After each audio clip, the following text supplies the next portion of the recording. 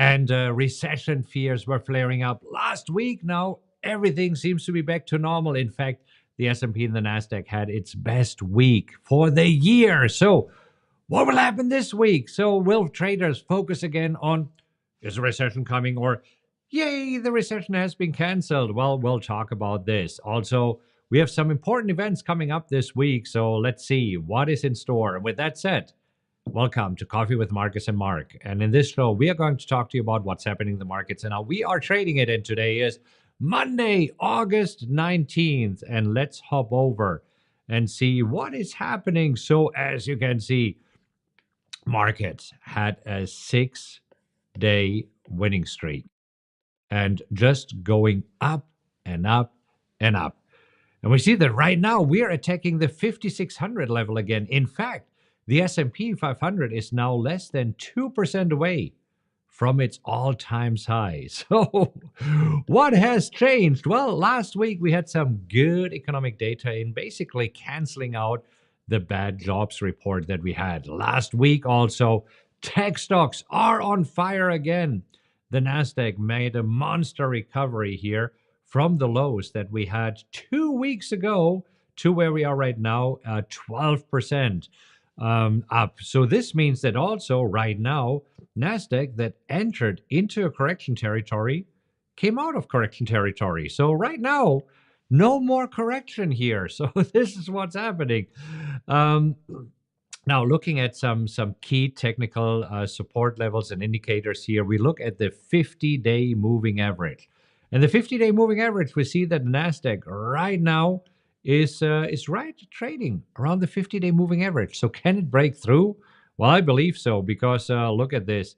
The S&P already last week broke decisively through the 50-day moving average to the upside. The Dow, the same. Look at this. The Dow getting close to making new all-time highs here. And then we also have the Russell that is trading above the 50-day moving average. So seems that the recession fears are a distant memory. In fact, Goldman Sachs slashes the recession odds from, I think it was 25% to 20%. So what's happening overall this week? Well, here we see what's happening today. Overall, markets are in the green. We have Broadcom, AVGO that is down 1.3%. Qualcomm down.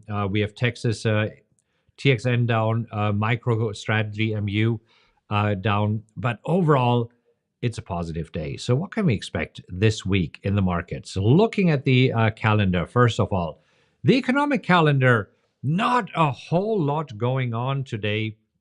We had Waller speaking, a Fed member speaking. We had the CB leading index coming in worse than expected. However, as you can see, it's a yellow flag report, meaning that it has low economic impact. And this is where the markets did quickly dip on the report and then coming back. Let's actually go to the chart so that you see it. We're going to the S&P 500, removing here the 50-day moving average, and we are moving to a 5-minute chart. And if you look at a 5-minute chart here, we see that as the CB index came out, we had a quick dip, but then immediately reversing. So basically, it was just a brief blip, and now we are trading, as you can see, in the S&P 500 at session highs. So nothing tomorrow other than a few Fed members speaking. On Wednesday, then, we do have the FOMC meeting minutes. Now, these are being released after the Fed meeting, and this is where I'll see what Fed members actually said, and if there were a few that are concerned or not concerned. So this is actually something that could move the market. This will be at 2 p.m. Eastern time on Wednesday. On Thursday, then, a little bit more economic data. We have unemployment claims, the weekly unemployment claims coming in again. This time expected to come in higher than the previous week, so we'll see. And then we have two more red flag report, the flash manufacturing PMI and the flash services PMI. Now, I believe the highlight of the week will be on Friday when Powell is speaking. So yes, on Friday, Powell speaks, and this will be at the conference that the Fed members have in Jackson Hole in Wyoming. And this will be at 10 o'clock Eastern time. And I mean, when was it? 2 years ago, I believe. Maybe it was a year ago. Powell sent markets into a tailspin with his speech that he held there uh, at the uh, at the Jackson Hole Symposium. So we'll see what happens this week. Until then, not too much going on. Also, looking at the earnings calendar, earnings season is winding down. We do have a few retail sailors reporting, retail companies reporting earnings this week. We have Lowe's reporting earnings on Tuesday, tomorrow before the bell. We have TJX, the owner of TJ Maxx and Marshalls, on Wednesday before the bell.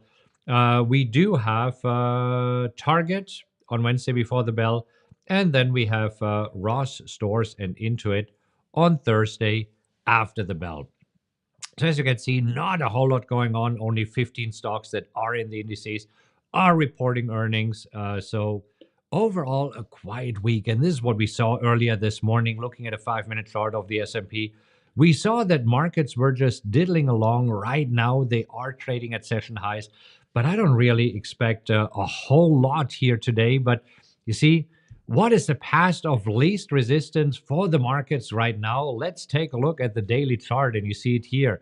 It seems that the path of least resistance for the markets is to the upside. Seems that the markets are like a rubber duck that you like to keep down in your bathtub, and it just doesn't work. You can hold it down for a while, but then, pum, it's popping up again, and this is what we see is happening here. So, how do we trade this? What are we doing here? Well, first of all, as you know, we like to trade two strategies. The WTF strategy, which is win the fear, and right now we don't have any new new positions. We don't have any exits.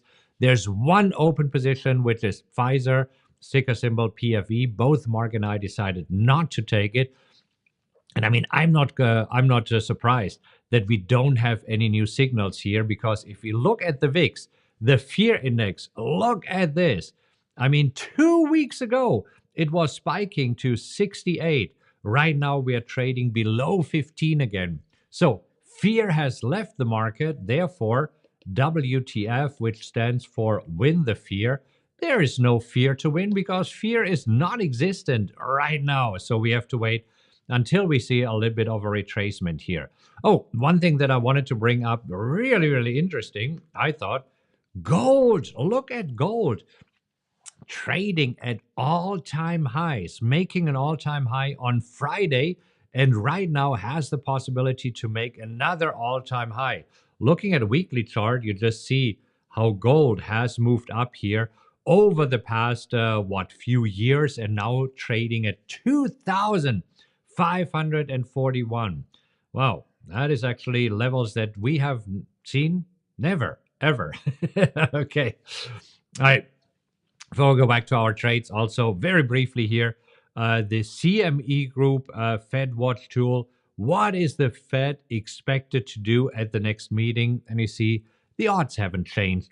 Traders are still factoring in a 75% probability of a quarter point cut and a 25% probability of a half percentage point cut.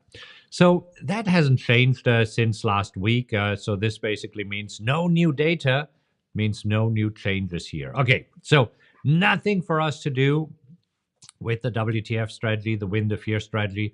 So let's take a look and see what is happening here with our wheel trades. This is where first up, we have CSIQ, and CSIQ today higher, and CSIQ is actually reporting earnings on Thursday before the bell. So we'll see what happens there.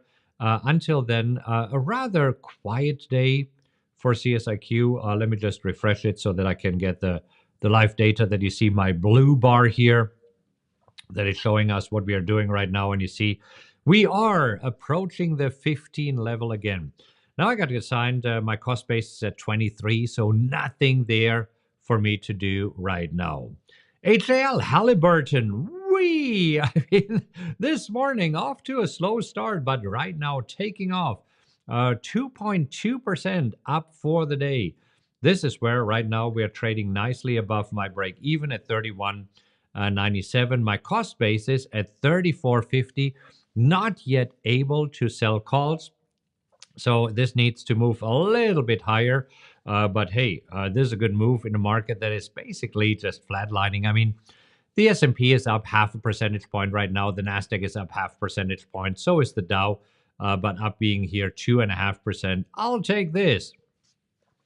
KSS Colts. I mean, this morning at first was actually higher, or yeah, slightly higher than it closed on Friday. Pulled back. Now on the way up again. I'm trying to sell calls against my position at 21.50.